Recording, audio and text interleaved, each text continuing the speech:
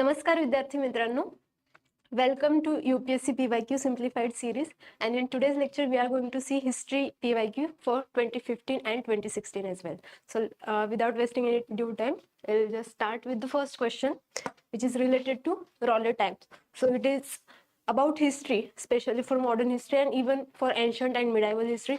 Content is the key, unlike in other subjects where we could apply some of the logics and things, but here you need to have conceptual clarity, you need to have content, and that is irreplaceable factor. Especially for modern history, there are few concepts, few themes which are being asked repeatedly every year, and so you must be aware of everything about that concept. For example, Swadeshi movement, for example, Rowlatt Act, for example, Home Rule movement. So the NCM, CDM, after that, some of the constitutional developments after 1940s, like August Offer, Cripps Mission, Cabinet Mission Plan. So all those things, even if you find bit more of a factual in nature, but still it is important to have a knack over the content, especially in history portion. So let's start with the first question, which is related to Rowlatt Act. And again, this is from core concepts. It does not happen generally. Questions are from the core topics of modern history, which are very prominent events for the independence struggle. So Rowlatt Act is one of them.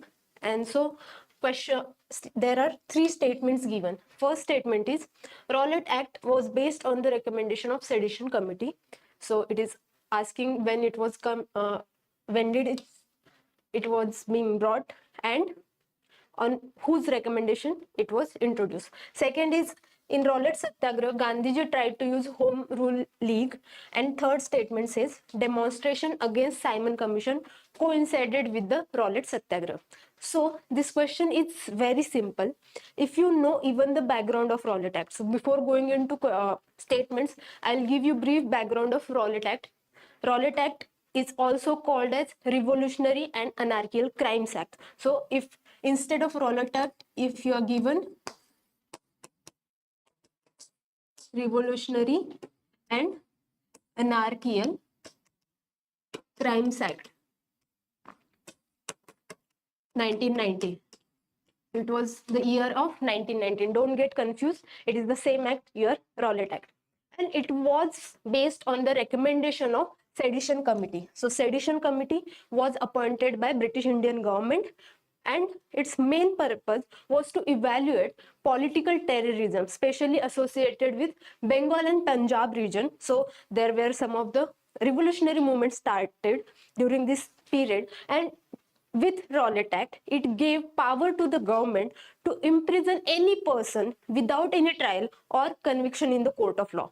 So that was the power given through Rowlatt Act, and it was being introduced on the basis of Sedition Committee under the presidentship of Mr. Justice Rowlatt. So this statement is right. Second statement says Gandhiji tried to use Home Rule League. So after its introduction, that is in 1919, after its introduction, there was a Rowlatt Satyagraha in its opposition, because it was anarchical act where the right to habeas corpus was not given in this act. So it was being curbed. So against that, Gandhiji led a movement, Rowlatt Satyagraha, and during that, he invited young members from Home Rule League members were also participant in Rowlatt Satyagraha. So second statement is also right. Third statement says demonstration against it was coincided with Simon Commission. So you just have to know the year when Simon Commission came and when Rowlatt Satyagraha. So as I already told you that Rowlatt Satyagraha was in 1919 and Simon Commission was in 1928. So obviously the demonstration did not coincide because time period was different. So third statement is wrong. So here statement 1 and 2 are wrong, third is right, and third is wrong. So answer is B, 1 and 2. So these are things. Again, for Rowlatt Act, I am giving additional information. For example, this name committee is important. So appointment committee is Sedition Committee. Similarly, it was being repealed in 1922. And its repeal, its abolition was also based on committee recommendation. That committee was repressive commission. that was Repressive Act Commission was there, which recommended for abolition of Rowlatt Act, and it was the year of 1922. So this much information is sufficient to address the UPSC questions. Okay, so this was simple question. Let's move on to the next question. Who among the following was or were economic critic or critics of colonialism in India? So it is asking that during independence struggle, modern historical times, who were those personalities who exposed economic exploitation of Britishers?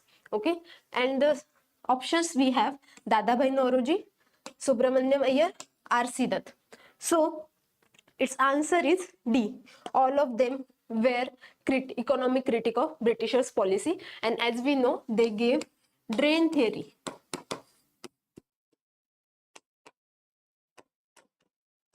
Apart from Dadabhai Naoroji, Subramanyam Iyer and R.C. Dutt, we also had M.G. Ranade, we also had Gokhale, who were the economic critic, and they exposed how imperialism is benefiting themselves at the cost of Indians. So their economic policies are the reason behind poverty in India, and lower wages, or you can say unemployment in India, is having roots in the colonialism and imperialist policies which were exploitative in nature. So this drain theory has very much significance from modern history point of view, because it was one of the significant contribution by the moderates, where drain theory exposed the nature of colonial powers, which was earlier being considered as blessing in disguise, or they were portraying themselves as a white man's burden, or they are on the civilization mission, and here we are introducing many reforms, so we are here to develop backward people. So all those theories and theories were given from their side, but through drain well theory, it was an effort of creating national consciousness. So it was the foundation for creating national consciousness among Indians, and this is one of the significant contribution from the moderate side, as we see. So from May's point of view, this is very important. Let's have a look over third question with reference to Congress Socialist Party, and there are three statements given.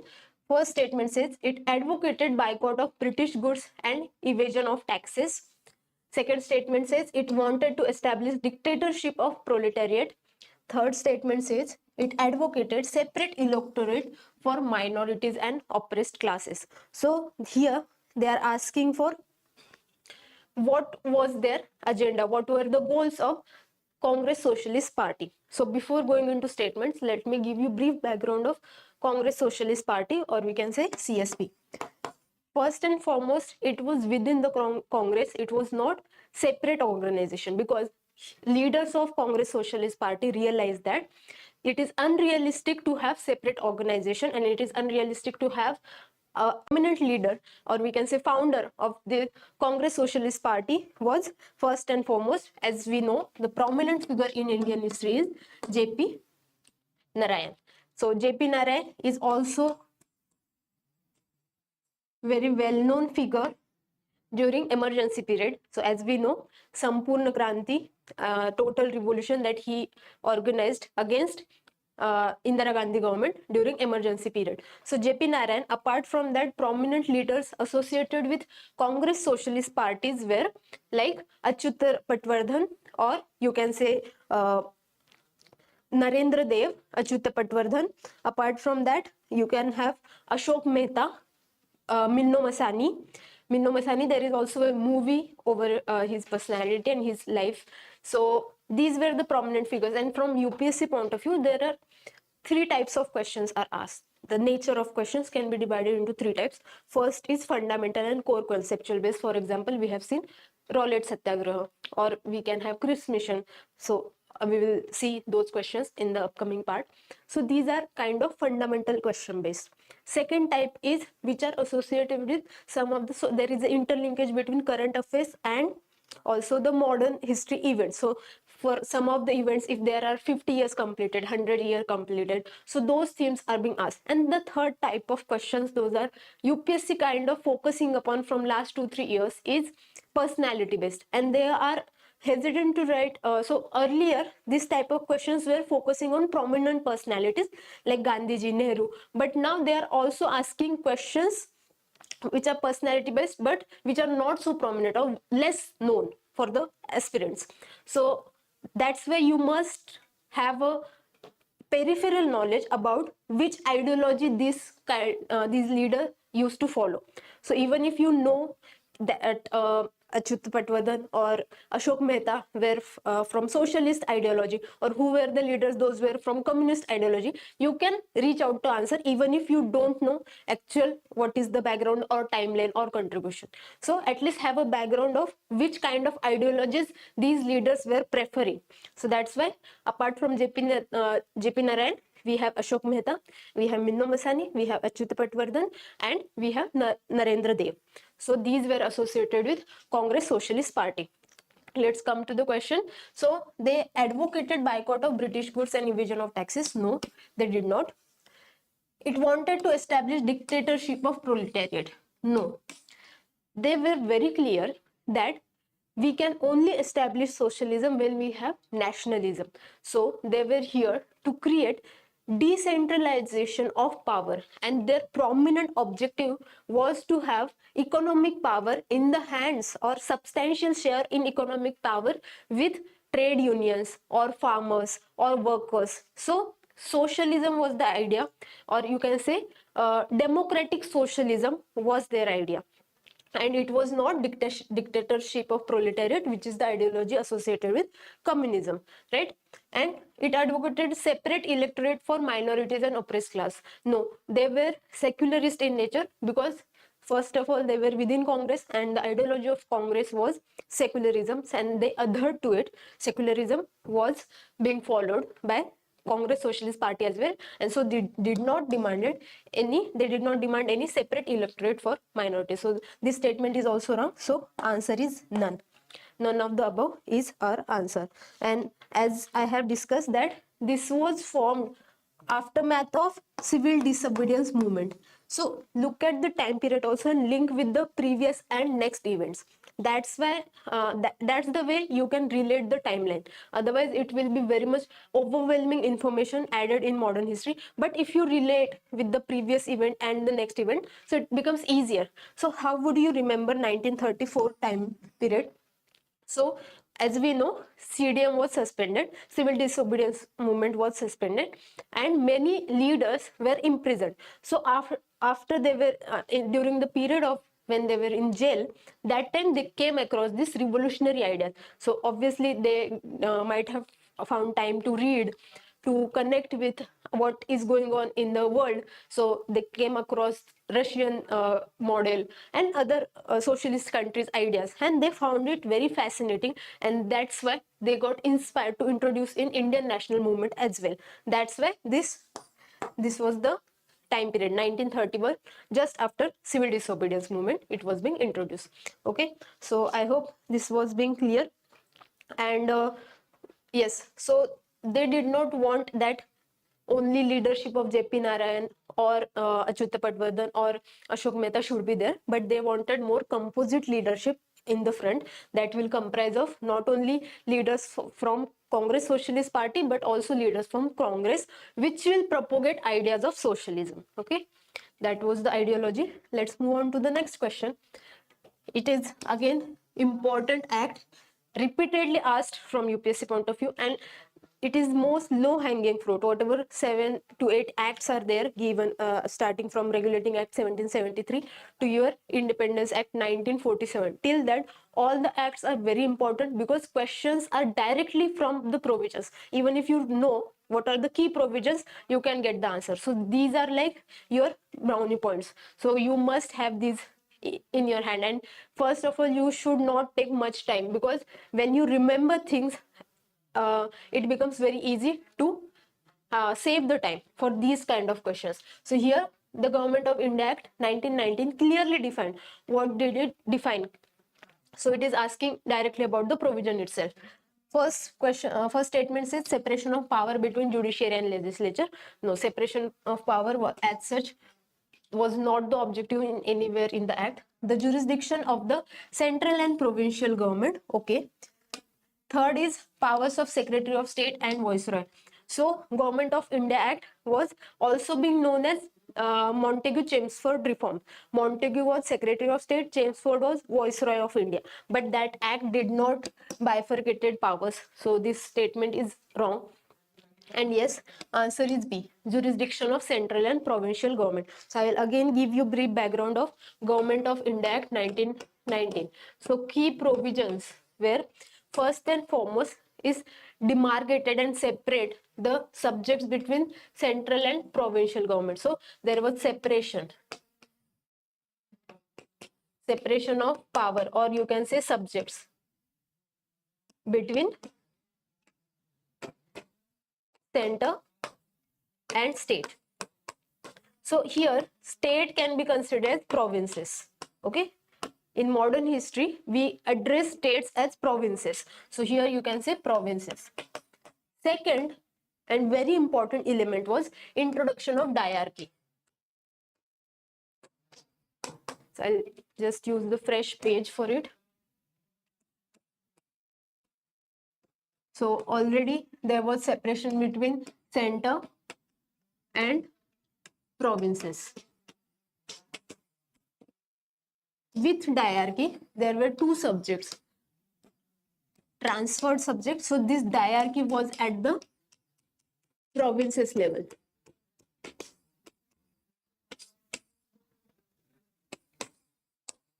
There were transferred subject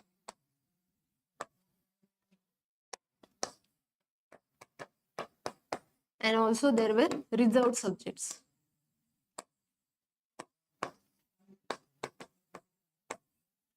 So what was the difference between transferred and reserved subjects? So transferred subjects were those where decisions were being taken by governor in consultation with its executive council. So it would be, just understand, I'm not going to write it. So separation of power.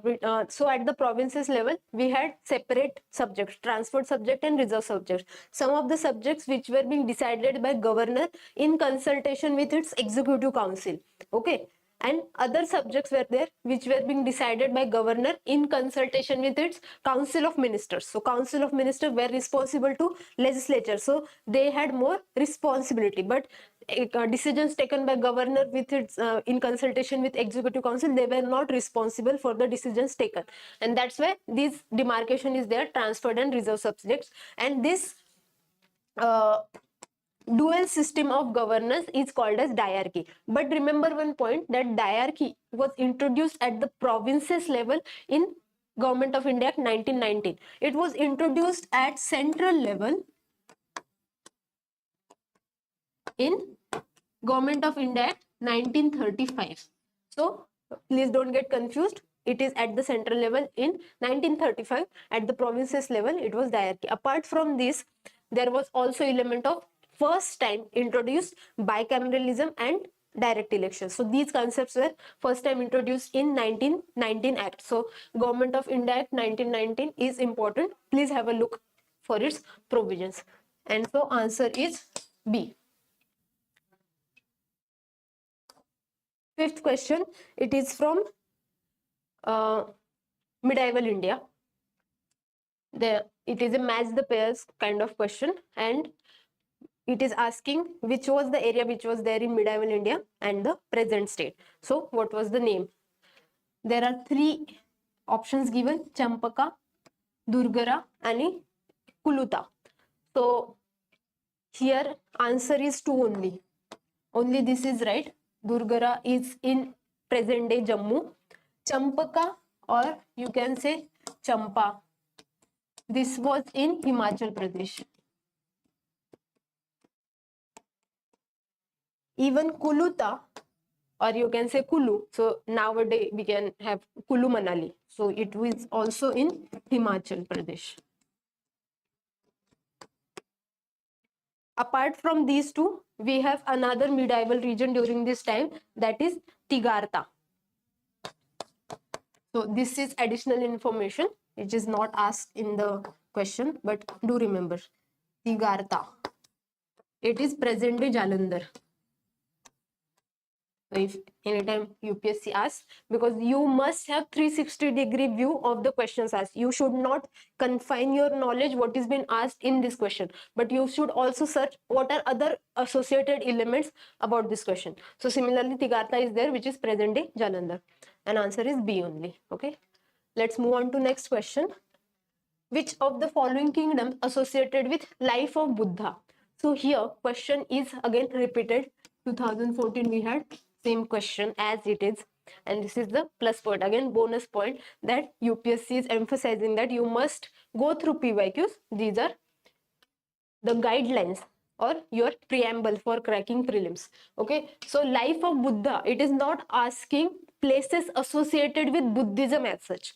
It is asking places associated with life of Buddha. Okay, and we have four options: Avanti, Gandhara, Kosala and Magadha.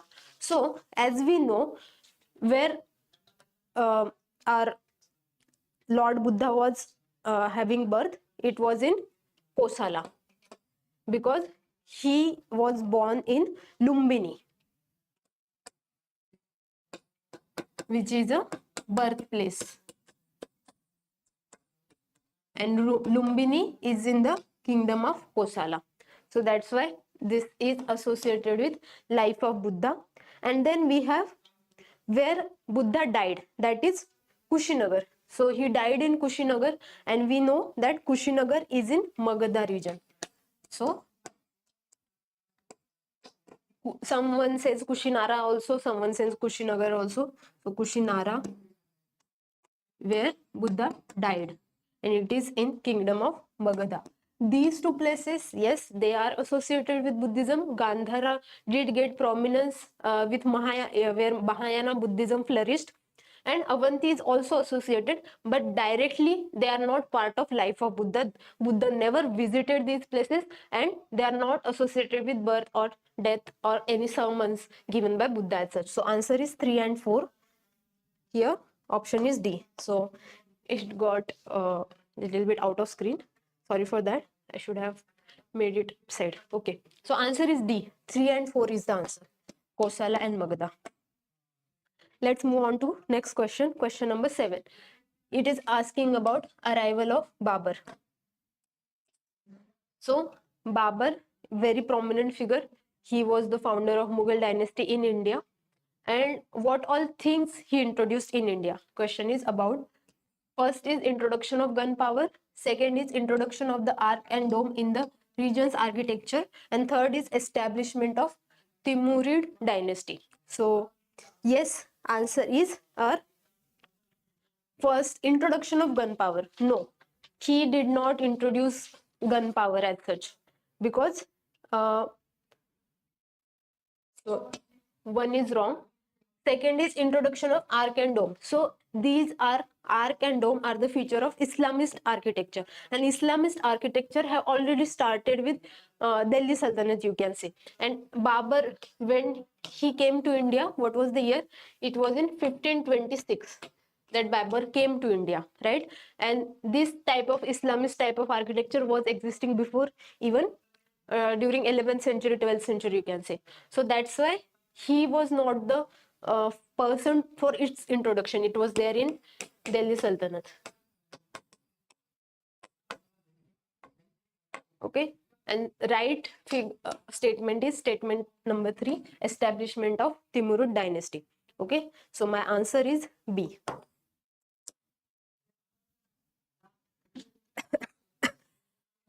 Question says, who among the following organized a march on the Tanjore coast to break a salt law in April 1930? Against Dandi March, very prominent figure, very prominent theme. And you must be aware of all the details associated with Dandi March, because it is not much, it is very few details those are given for the Dandi March. So as we know that here question is about who led the march in Tanjore coast. So Tanjore coast, you can say in present day Tamil Nadu.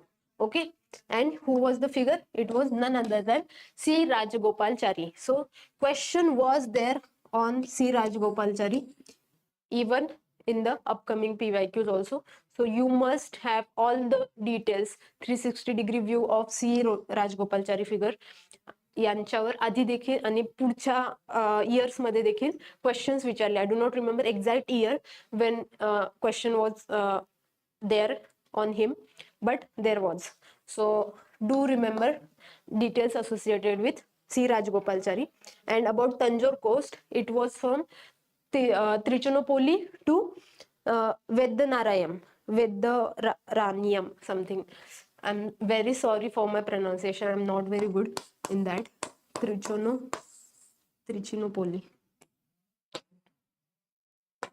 I must be very clear with the spelling also. Trichinopoly.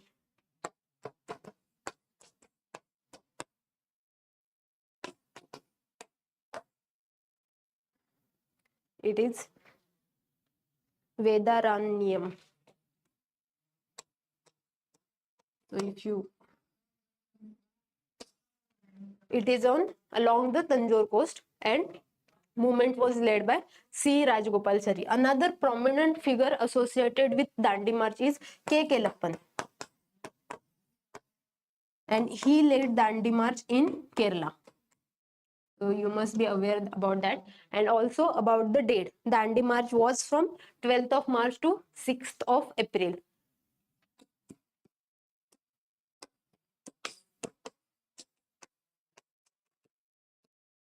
Okay, so I have written spelling right now.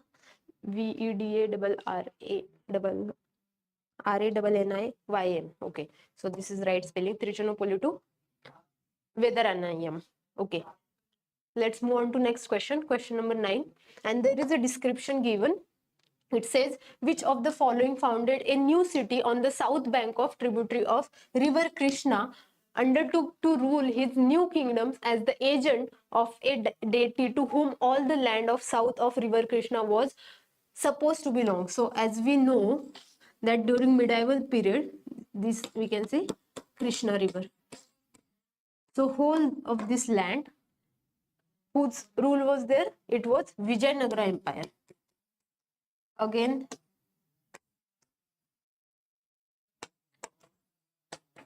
very, I'll just have a 5-star, because every time, almost in all the papers, you will find questions on Vijayanagara Empire. So please be very careful with all the details of Vijayanagara Empire. And here question is about who was the founder of Vijayanagara Empire. And as we know, it was Harihara and Bukka. Those were two rulers. Harihara was also been called as Hakka and Bukka. These two brothers founded Vijayanagara Empire, and they were, so there are 4 dynasties involved. You must be also aware which dynasties was belong to which ruler. Okay, and this Harihara and Bukka was belonging to Sangama dynasty.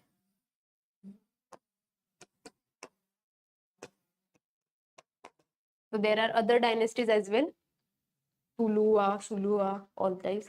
So you must be aware where Krishna Dev Raya had lineage, where Dev Raya won. Even in 2023, there was a question on Dev Raya won. Okay, it was based on, there was also one passage given about construction of dam across the river, and who did that. That was the question, and answer was Dev Raya won. So questions are there even from minute details associated with Vijayanagara Empire. And even for 2016, you will find the question on Vijayanagara Empire, about its nature, about taxation system, about its administration, about the woman status. So all these aspects are important from prelims point of view. So be careful about that. Then 10th question, first woman president of INC was Sarojini Naidu. So these are like your bonus points. हे questions हातातले हे बिलकुल सोडायचे नाहीत. So as we know, first women president was Annie Besant, आणि year काय त्यांचा 1917.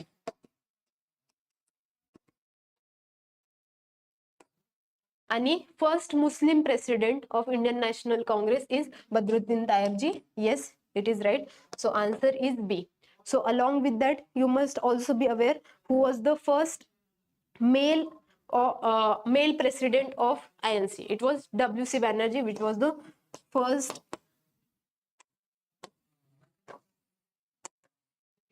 session of Congress. It is in 1885. And similarly, who was the first non-Indian president of INC? You must find it out, but let me just give you an idea. He was George Yule, and year was 1888.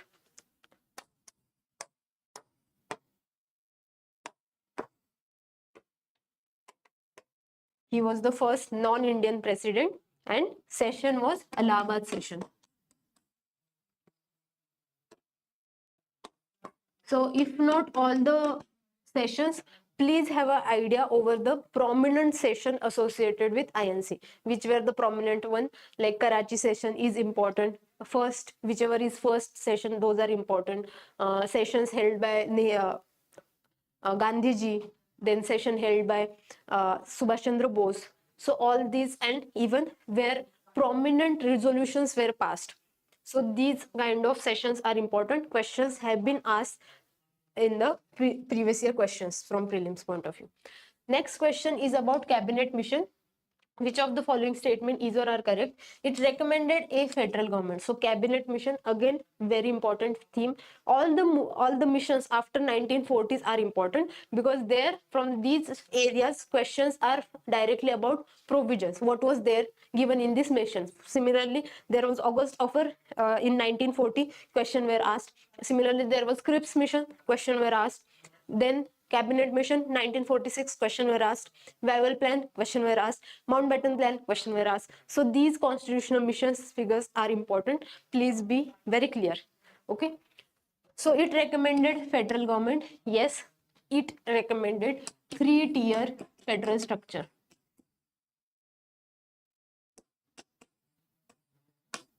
Its federal structure was one at the center, which is at the national level. Then there was group system.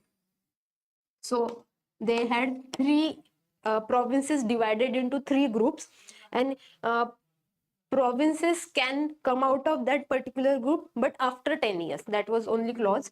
And then there were 3rd tier of provinces. Okay, this was the 3-tier structure that was being introduced. It enlarged powers of Indian courts. No, as such there was no such element. Then it provided for more Indians in the Indian civil services. No, this was also not the clause. It was 1946.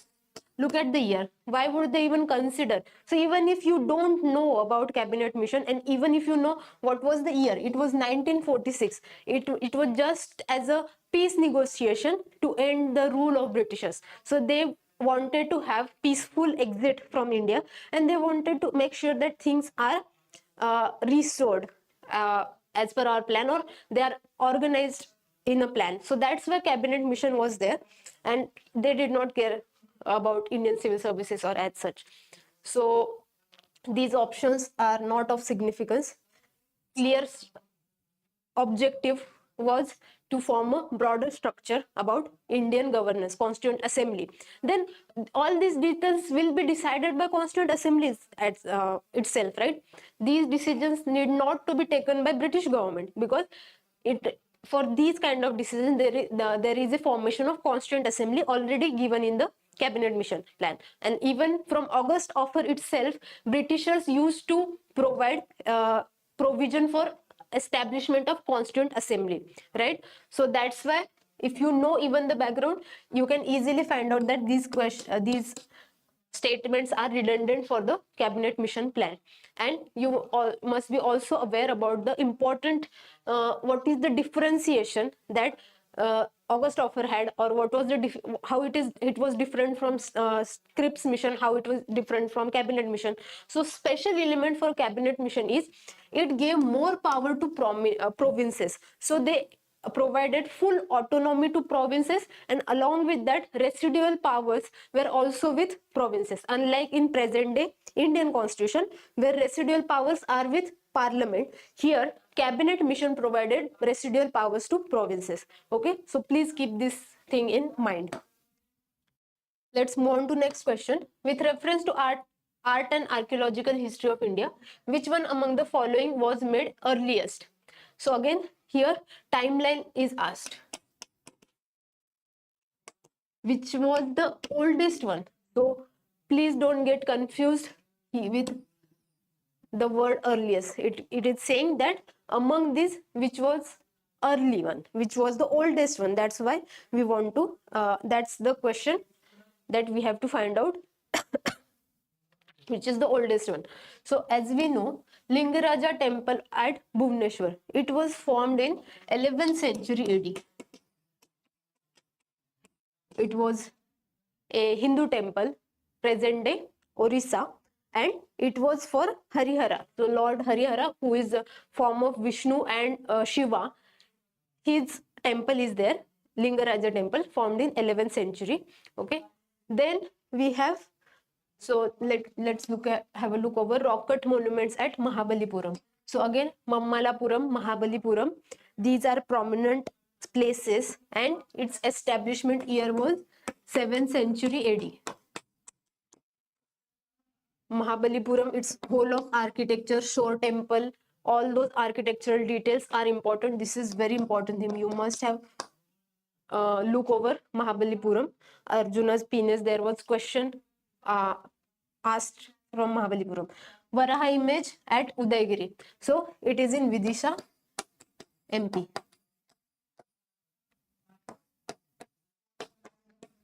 Vidisha, MP, and it was during 5th century AD. And so we are left with second option, rock cut elephant at Dhauli. It was built during Ashokan time period.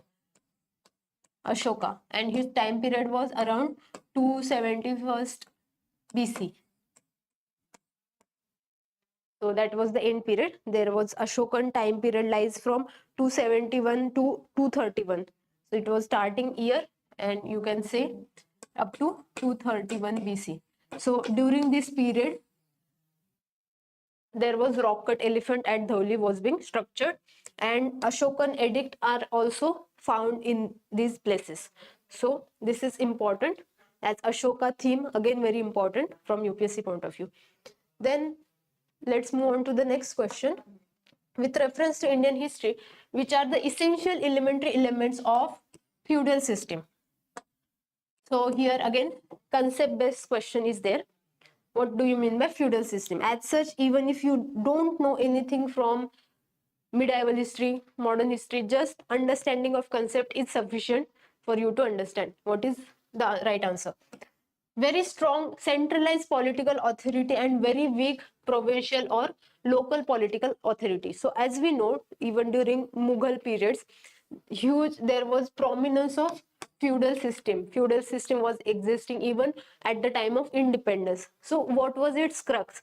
That power was in the hands of local zamindars during during independence time, and even at the time of Mughals or during medieval history, power was decentralized. It was not centralized. So this first statement is directly contradiction. Here, powers were at the local level concentrated. So king was not that powerful, but locals were powerful. And so first statement is wrong. It was very strong centralized political authority. It is decentralized. Second, emergence of administrative structure based on control and possession of land. Yes, this is essential characteristic. So feudalism, that term is derived from fiefdom, F-I-E-F, fiefdoms, or you can say fiefs, and its meaning is ownership of land. And why do we get ownership of land? In exchange of services or services offered. So if someone is offering any service, in return they are getting possession of land. That is the meaning of word fiefdom or fief. Okay, and so here second element is denoting that control and possession of land. And third is creation of lord and vassal relationship between feudal and his overlord. So here vessel is someone like worker or peasant or worker, you can say. So it is a this relationship, that is feudal system. These are two important essential characteristics associated with feudal system. So answer is 2 and 3. B is the answer. Let's move on to next question. Which of the following movements has contributed to split in Indian National Congress? Most easiest, it would be wrong to say most easiest. The easiest one. Question, split. As we all know that was a Surat split. Again, very important event from historical point of view, and year was 1907. And it was at the backdrop of Swadeshi movement, which was during 1905. So this is the easiest question. Question number 15.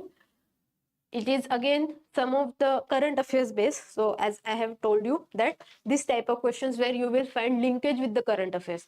So, but you can say that classical language status was recently given. So this year was 2015. At that time, Odia was given classical language status.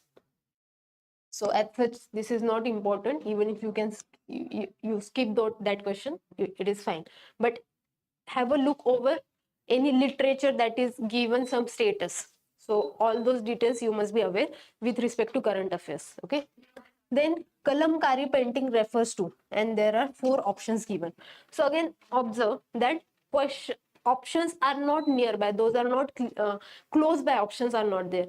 Even if you know the region of that painting, you will be clear about the options. So here South India, hand painted cotton textile in South India, handmade drawing on bamboo handicrafts in Northeast India, block painted woolen cloth in Western Himalayan region, and hand painted decorative silk cloth in Northwestern India. So even if you know the region, you will mark the right answer. Even if you don't know what is the answer. So here 2 things are common in 2 options, hand painted. And as we know, if you can जर संधी विच्छेद करायचं झालं Kalamkari, so we can say कलम and कारी. जरी तुम्हाला बिलकुल माहिती नाहीये की काय आहे, then also you can say कलम, as you all know it is pen आणि ही काय कारी म्हणजे क्राफ्ट्समॅनशिप. तर पेनाने जी केली जाते, सो इट इज ऑब्वियस पेनाने कसं करणार, हँडने, right. So it must be hand painted. So option can be A or D. Okay, and it is asking on silk cloth, it is asking cotton textile. So we can say that just by logic. So answer is A. If one is having knowledge, then it is the it is the easiest one to crack. Answer is A. Even if you don't know, so silk cloth, decorative silk cloth, these are more additional details. Cotton textile, we do found it in South India, starting from Tamil Nadu region or even Andhra region. Crops are grown in this region. So answer is A. And this painting is prominent in Andhra Pradesh, kalamkari. Okay. So this is it from 2015 set. We will start with 2016. Just give me a minute. I'll have a water.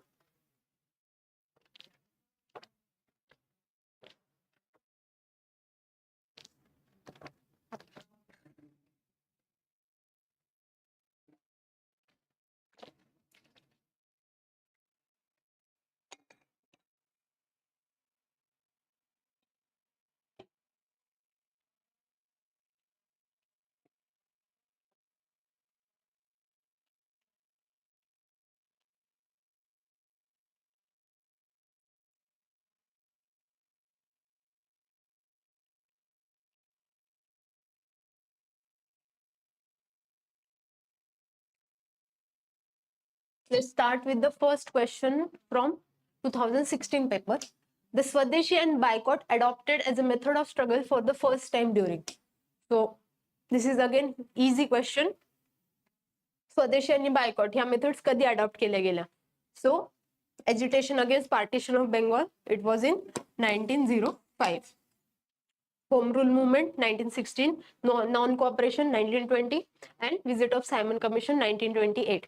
So again, these methods were prominent. It was, so even if you are confused, so answer is very easy, answer is A, but even options are designed in a way that you can directly get to the answer. This method was being adopted in the initial time of India's struggle, right? Whenever people of India started resisting British Empire, they adopted policies of boycott, because this was being resistance from the, so it is kind of passive and active, combination of passive and active strategies against Britishers, and those were contributions from moderates and extremists after INC was formed. So obviously the earliest one event can be there, and it is agitation against partition of Bengal. So this is as such very easy, but my point is, if you know the timeline, if you know the events when it happened, you can reach out to correct answer. So be clear with the timeline. Second question, Satya Sodhak Samaj organized a movement for the upliftment of tribals in Bihar, a temple entry movement in Gujarat, anti-caste movement in Maharashtra, a peasant movement in Punjab. So as we all know, it was anti-caste movement in Maharashtra organized by Jyotirao Phule.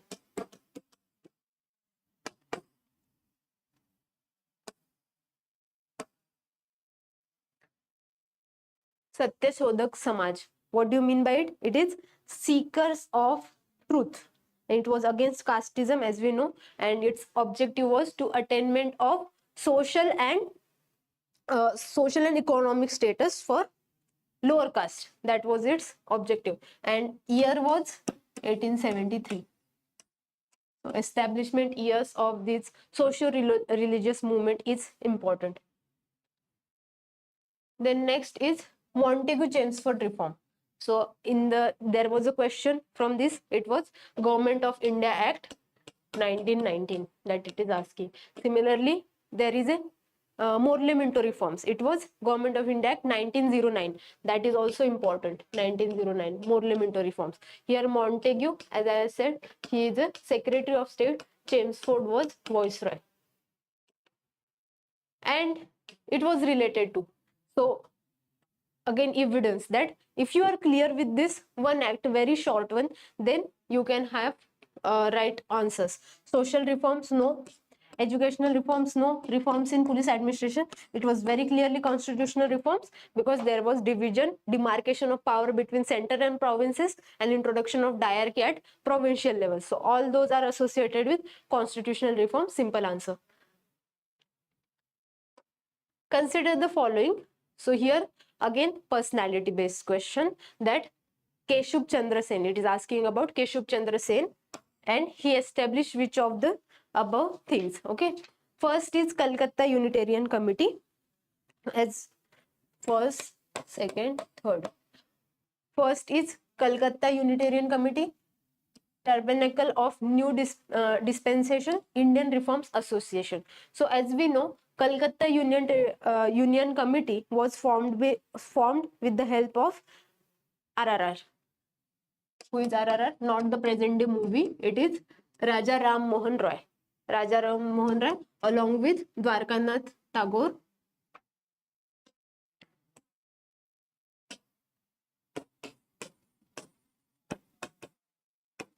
Dwarkanath Tagore, and one of the Englishmen was also involved, William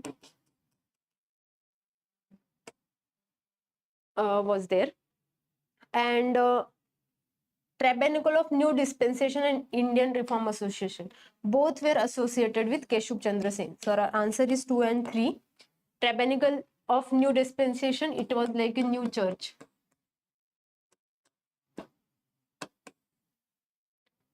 Naveen church बांधला होता त्यांनी 1868 मध्ये.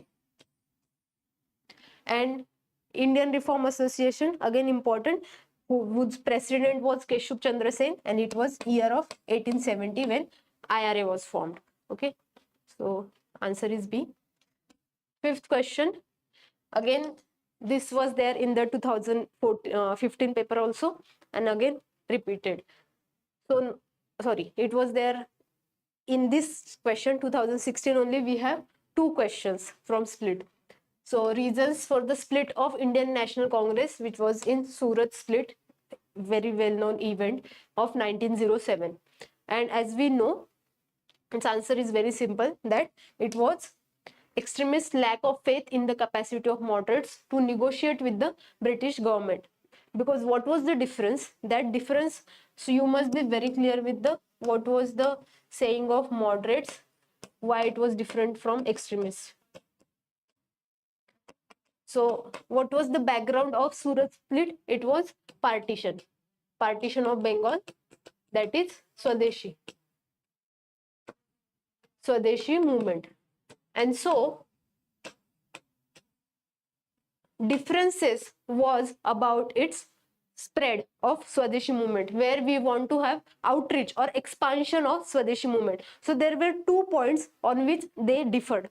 First of all, extremists said that we need not to confine Swadeshi movement to Bengal, we must have its presence across the India. Across India, we must start it against Britishers. That was their first point. And second was, we should not confine boycotting of elements only to the goods, but we should also boycott other services and other like services like civil services or schools, colleges, education system, which are being offered by Britishers. All those things can also be boycotted. So difference was on these points, but moderates were of the opinion that no, we will confine this movement to the Bengal itself, and boycott will only over foreign cloth and liquor. So that was the differences. And again, their reunion is important. It was in Lucknow session, where we see extremists and moderates and extremists met. Okay, so this is again from the core concept and easiest one. Then plan of Sir Stafford Cripps, which was Cripps Mission 1942, and he was also part of cabinet mission. Okay, he was one of the 3 members. So cabinet mission had 3 members, and one of them was also Stafford Cripps.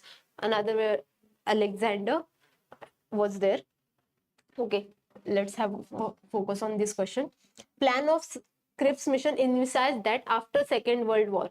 So it was objective of Cripps mission is to seek cooperation from the Indians for the war efforts. Okay, and so India should be granted complete independence. They never said that India should be granted complete independence. In no mission. Okay, they have always offered dominion status. Even in 1947 Act, they have offered dominion status to us.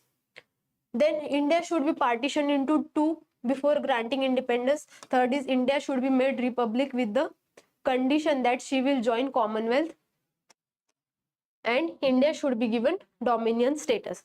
So yes, this answer is right.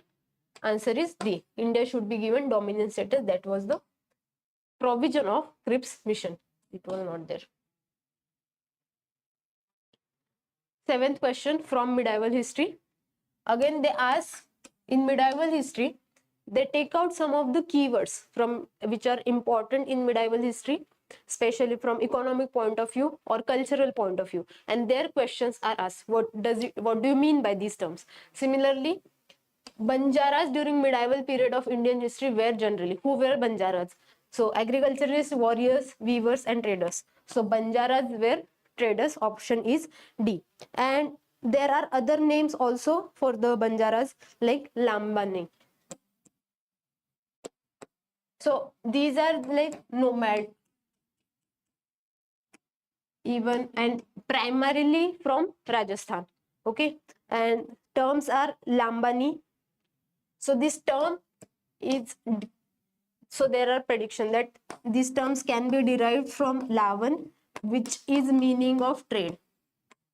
So if you know the meaning or history, you will come to the point. Otherwise, in your general observation also, while you are passing by national highways or big places, you will find by the roadside there are various groups which are traveling, nomad groups. And especially if you have those observation skill, while traveling you will observe Banjaras. So as such, even if you don't know about medieval history, you will have answer for this question.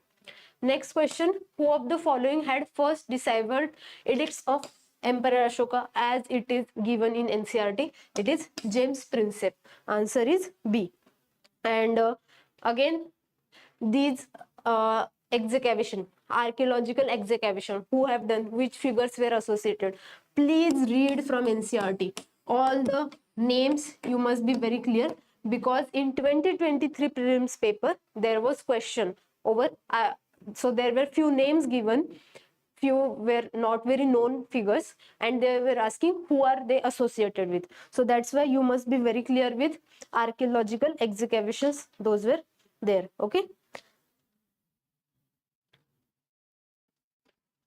then ninth question, with reference to religious history of India, consider the following statement. Concept of bodhisattva.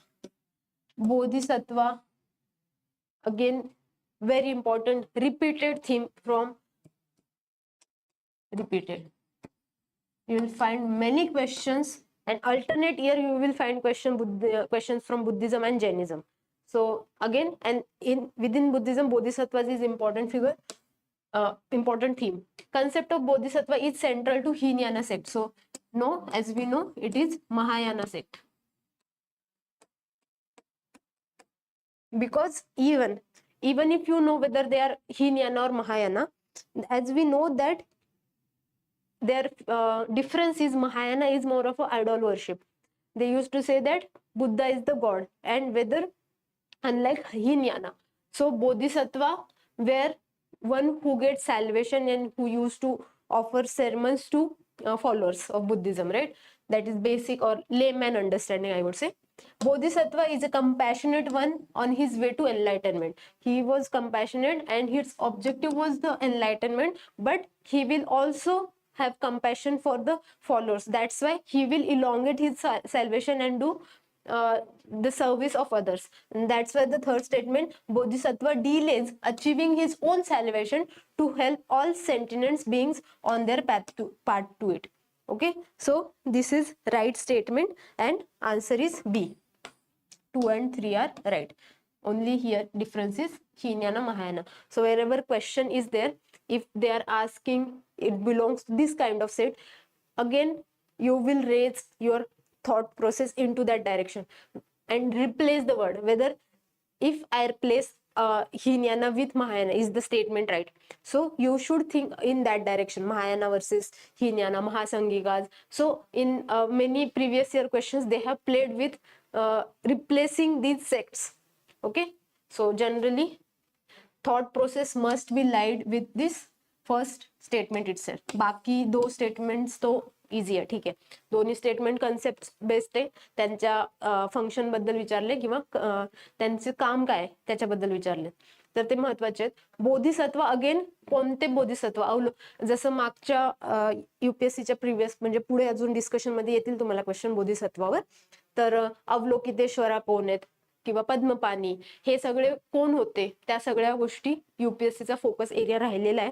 त्यामुळे please be very clear. कारण बघा ancient मिडायवल जर बघायला गेलं unending things तिथे मिळणार, एवढी सगळी फॅक्च्युअल इन्फॉर्मेशन मिळणार. So that's why you have to filter out content which are prominent things. Prominent things जेव्हा नेहमी रिपीटेड त्या एरियामधून क्वेश्चन्स आलेले आहेत, त्या गोष्टी जरी क्लिअर केल्या डिटेलमध्ये, then also you will be in comfortable position to crack paper. Okay, so 10th question, what is or are common to two historical places as Ajanta and Mahabalipuram? Again Mahabalipuram was there in the earlier question, it was again been asked. Ajanta, very important theme, questions were asked from Ajanta, Ellora. So all the details you must be very aware about. So what are the commonalities between these two? So question is comparing Ajanta and Mahabalipuram. First is they are saying both were built in the same period. Was it? Ajanta, as we all know, it was from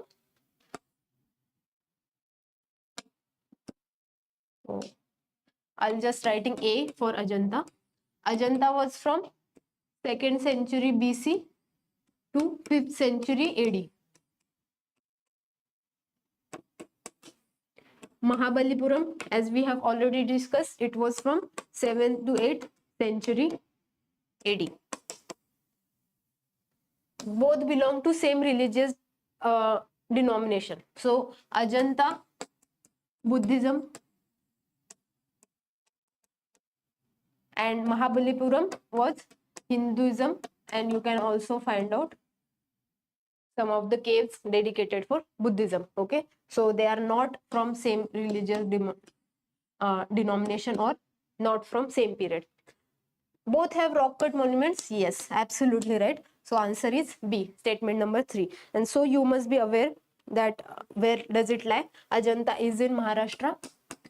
Many of you must have visited Ajanta caves. It is very fascinating, very beautiful, and you will get very much, if you visit such places, you create visual memories, visual impressions about these monuments, and so it helps you in writing. So if you get a time, do visit Ajanta caves, Ellora caves. Ellora cave, again, very important. All the 3 sects representation is there in Ellora. Okay, and again, you must be aware who were involved in its foundation. So Ajanta, as such, it was very long period when it was created, so various dynasties contributed in creation of Ajanta. Okay, and there is a rock cut monuments present at the both level, and Mahabalipuram, as we know, it is in Tamil Nadu. 11th question, with reference to economic history of medieval India, the term Araghatta term refers to. So again, as I have said, from medieval history, they ask terminologies, keywords. What does this mean? Similarly, you will find question in द्रोणव्याप or कुलव्याप. असे प्रश्न पण विचारलेत. So you must be, for example, श्रमणा काय?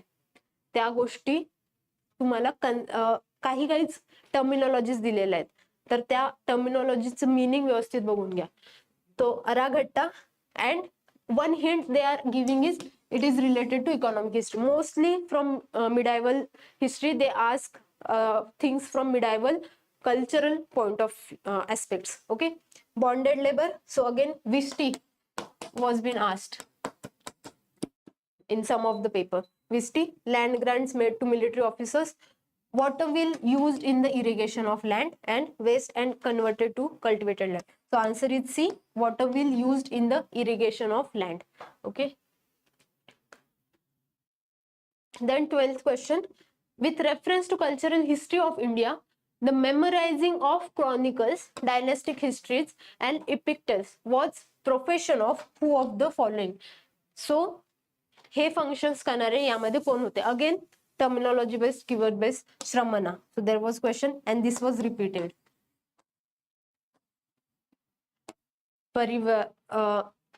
परिव्राज, अग्रहार्यका आणि Magadha. So answer is B, they were courtiers.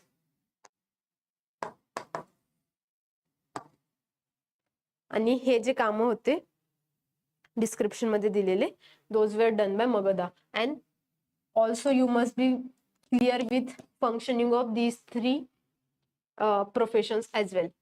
So please have a look over this. We are running out of time, that's why I have to limit these things.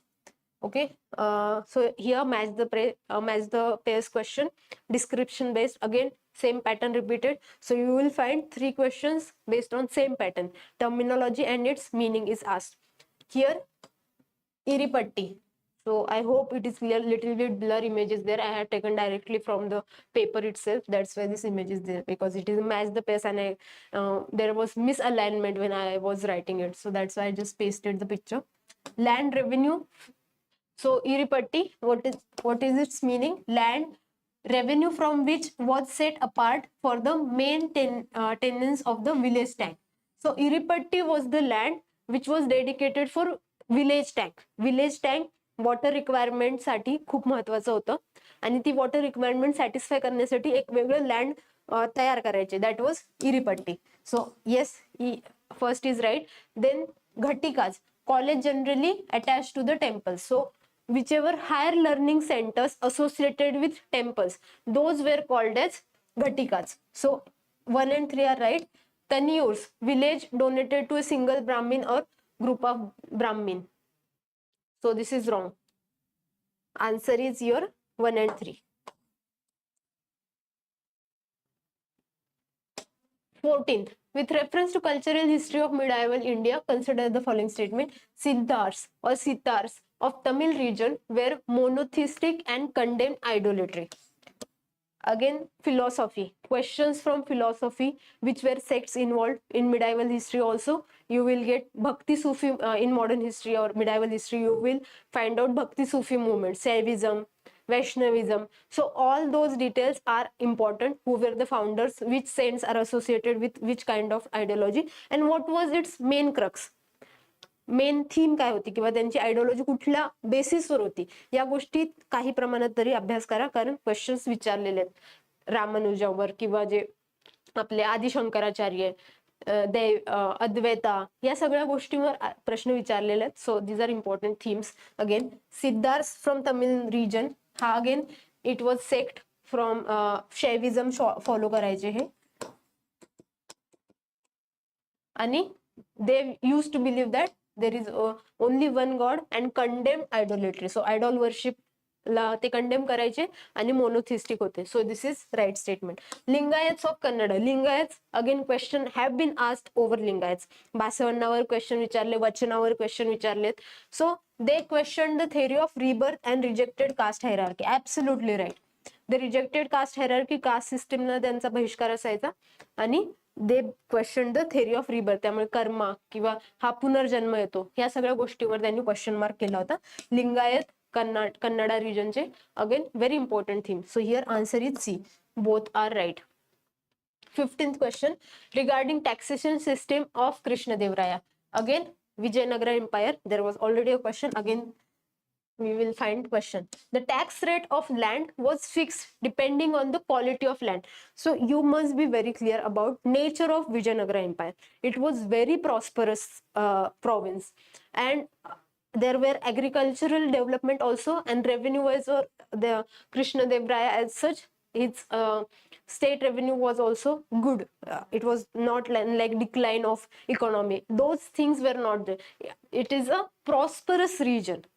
And so we find out all the good things associated with Vijayanagara, like status, social status of women, lower class. So all those are not very deteriorated that we find in other provinces. Okay, so if please be very positive whenever you are finding the options. So here they are saying that tax rate of land was not fixed. Obviously, if it is something dry land, wasteland, so and they are charging tax on it, which is same for every kind of land, then that would be kind of injustice, right? So here land was divided into 4 categories: wet, dry, orchid, and woods. So depending on that, taxation was there, and they also used to consider what kind of soil is there, what kind of crops are there, is there irrigation facility available or not. So depending on all these factors, they used to decide tax rate. So that's why they are saying that it depends on the quality of land. If quality is very good, then that means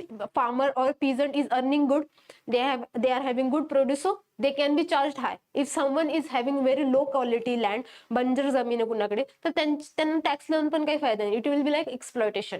आणि Krishnadevaraya is very good ruler. I would say it was like a welfare state.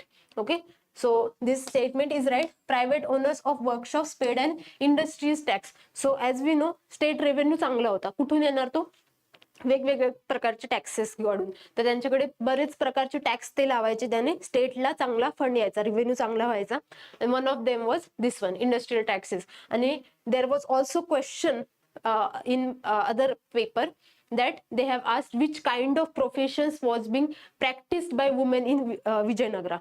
So see, find out की focus त्यांनी already या गोष्टीबद्दल, profession बद्दल already त्यांनी सांगितलंय. एक hint दिली आहे 2015 मध्ये. त्या लाईनवर क्वेश्चन आहे पुढच्या याच्यात. So here answer is both. C is the answer. 16th question, which of the following books of ancient India has the love story of the son of founder of Shunga dynasty? So again, if you know it, then good. Otherwise, these kind of questions you cannot just you cannot have a logic. Otherwise, it will have negative marking. You must be knowing, then only mark. So answer is Malvika Agnimitra. As we know, this was the written by Kalidas. And who was the founder of Shunga dynasty? As we all know, he was Agnimitra. अग्निमित्रच्या love story लिहिली आहे कुठे? मालविका अग्निमित्र. जर कुणाला founder जरी माहिती असेल, याचं नाव जरी माहिती असेल, who was the founder of Shunga dynasty, name is there Agnimitra. Okay, you will come to the conclusion. Only thing is additional information. It was written by Kalidadas during 5th century AD.